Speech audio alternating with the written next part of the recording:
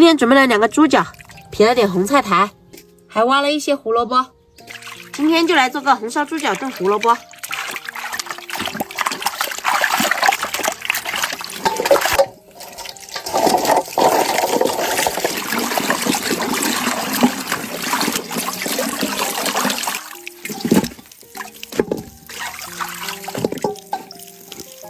把这猪脚先砍成小块小块的。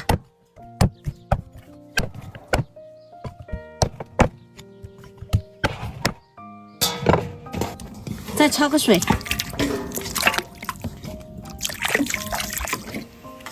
好，舀出来。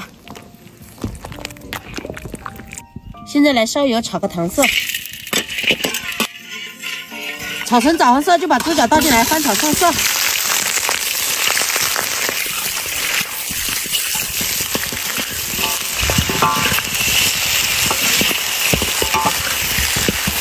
再放点配料：干辣椒、生姜、小米椒、八角、香叶、豆蔻、白芷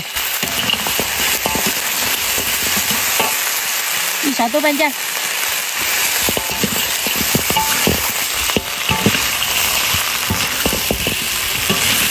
稍微翻炒一会儿就舀进高压锅里来。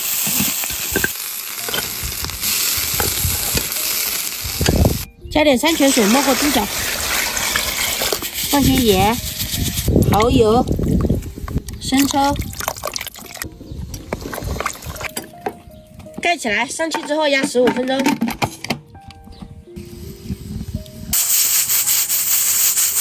时间到了，端下来。哇塞，香喷喷！现在把胡萝卜倒进来，稍微再煮一会儿。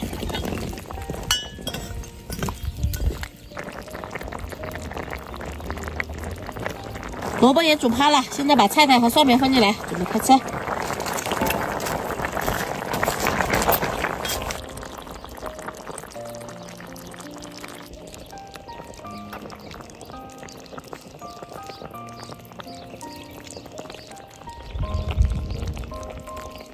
哇塞 ，Q 弹弹的，看着都好吃。